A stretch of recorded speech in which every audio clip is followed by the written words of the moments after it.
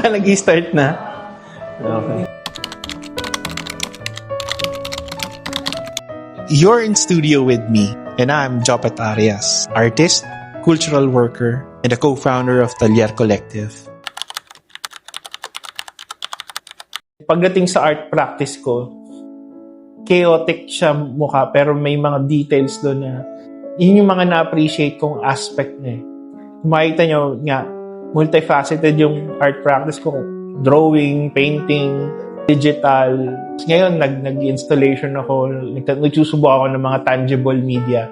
Kasi lahat yun parang tinola, iba't ibang ingredients na bumubuo siya ng pagkain.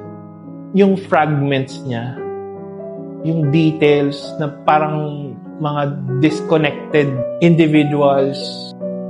Meron akong desire na i-connect yung mga yon. Yung mga bagay na mukhang disconnected, meron siyang meron pa rin siyang impact sa atin. Na-imagine ko yung sarili ko as a game character sa isang adventure game or RPG na madami ka palaging dalang items. May mga games na kailangan mo ng specific item para ma-access yung isang specific part ng game. I think sa art process ko, kasama yun. Gumagawa ako ng mga bagay na kung ano yung kailangan ng panahon na to. Kasi yun yung kailangan kong gawin. Ito lang yung capacity ko at the moment na makapag-produce lang sa kung ano yung surface na kaya ko. Para sa papel, ballpen, acrylic inks, ganyan. Ganun ako mag-operate. I'd make sure na meron akong item for that specific moment. Because I'm always nagta-travel or nasa isang adventure. Ini-internalize ko palagi whenever I'm creating artworks. Mahilig ako mag-collect ng art materials.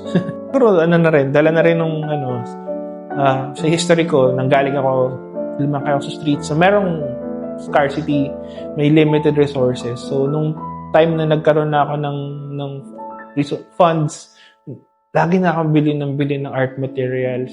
Kasi ngayon, ginagamit ko na sila paunti-unti. We need to at least gamitin kung ano yung meron tayo. Or ako, at kung ano yung meron sa akin ngayon. Ano yung pinaka-capacity ko. Since hindi ako pwedeng gumawa ng malalaking works at the moment, I have to scale down. I have to learn to adapt on this language, diba? So, yun yung tinuro sa akin ng streets, yung adaptation. So, sa kalsada, interesting yung mga nangyayari sa Recto nun eh. Nandyan yung mga cultural moments kung saan maraming nagrarally, marami ka naamoy, naririnig, music, tao, kung paano sila nagsusurvive. And then, sa Recto, makikita may mga nagkalat na, iba't ibang libro, mga binibenta, second-hand books. Naging siya sa akin, mga references. Yung mga gusto kong puntahan na liblib na lugar sa Recto. Gusto kong i-explore rin naliligaw kung saan-saan. Photography yung main medium ko nung panahon na nun.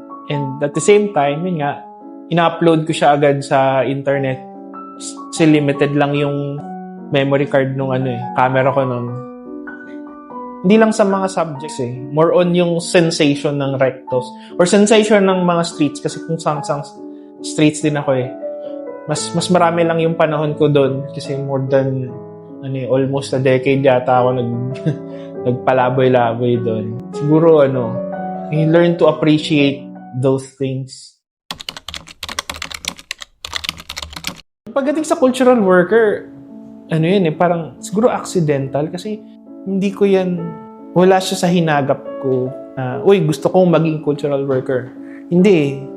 Yung first idea ko ng cultural work, parang ito yung mga nandun sa tourism industry or tourism department ng mga LGUs na nag-organize ng mga pasayaw or alam mo yun, hindi siya part nung dream.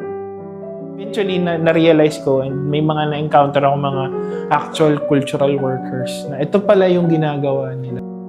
Appreciate ko and eventually yun, nag-enjoy ako dun sa process ng cultural work, which is yun nga, pag-organize, pagiging parte ng kultura.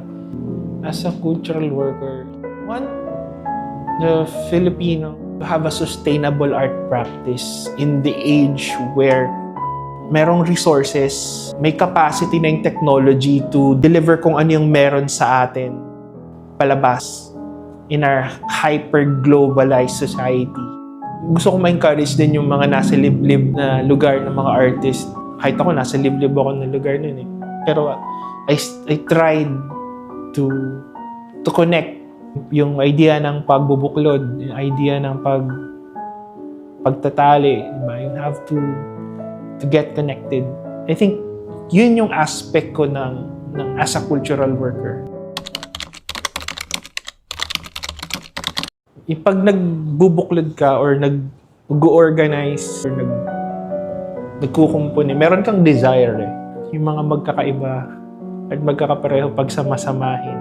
Merong interplay na ganun, na innate sa akin. Nagtatranslate yun ako as a curator or as a cultural worker or as an artist. Somehow, pag isahin sila. Co-founding Talyer Collective. I'm always, parang lagi kong sinasabi na co-founder ako kasi I'm a co-laborer of these people, of these artists eh. Anyone can do it eh. Anyone can co-lead, diba? And I want to encourage yung mga co-artist ko to take part of this cultural work. Organizing, participating in an exhibition is a cultural work. Talyer Collective is an evolution of online participation of artists that came from Web3. And it's a place or it's a movement where you can explore your individual art practice and sharing it to a greater collective. So it's a way for people to archive their works at the same time, to share it. It's a raw place. You're free to come and go. Parang tulad ng Talyer, workshop. It's a workshop. Pag nagkaroon kayo ng collective voice, mas maririnig kayo sa ocean of noise. Imagine ang collective, pwede kayong kumanta in harmony and mas ma-appreciate kayo ng audience. Diba? So, ayun, it's finding that kind of connection, I guess. It will help us grow together. Nasa early stage pa lang tayo. Nalampasan so far, yun nga eh. Parang since we came from we evolved from a Web3 collective or we evolved from a Web3 organization which is CryptoArt PH. We've learned na we have limited resources, diba? To begin with.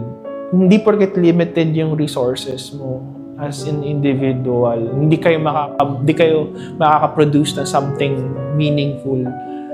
So, isa sa mga nalampasan naming challenges is kung marami kayong artist and nag-pull in together kayo ng resources nyo, mas madali kayong makakapag-produce or makakapag-participate sa culture. So, Habilin is it's an exploration of traditional heritage that directly hacks what you're doing in the internet. It's entrusting safekeeping of a legacy. Or parang in a morbid sense yung final will. Pina-format natin to para sa age natin, sa post-internet AI age. This is a traditional human act of giving legacy to the next generation or transforming a part of me for the next generation. It's beyond the digital. With what happened sa Habilin, it's a digital alchemy. yung mga artists we've given chance for them to explore yung fusion ng digital art and traditional media. With our generation na fully immersed sa technology na to, we've seen multiple facets of digital practice, from augmented reality to like projection, electrical manipulation, or circuitry, di ba? So, programming, madaming na-explore dito. It's a manipulation of more than a physical aspect. It's a manipulation and control of fusions of multiple things in an alchemical practice. It's our way of safekeeping a cultural artifact. In uploading yung habilin, nakakagawa tayo ng indigenous narrative natin as artists. What's next for Talyar Collective is for us to reorganize. For Talyar Collective, we want to be more intentional as a place or a platform for artists to practice their works. Magkaroon ng maayos na system of care, a safe space to fail, to succeed, to explore new ideas. Mas excited ako sa process na gagawin ng mga artists para ma-achieve nila yung more than the events. Nandiyan yan yung mga events. Pero yung mga mabubuo natin sa art, sa workshop, sa Talyar. Yeah, anong show yun? I'm part of a group exhibition this April on Improv Gallery entitled Wavelengths. Hardcore yan, One advice na nakatulong sa akin is to be honest in your work. When you're honest, you can do anything. You have the courage to create the things na hindi mo pa nagagawa. And yung honesty, magiging anchor. If I'm honest, this is a good work.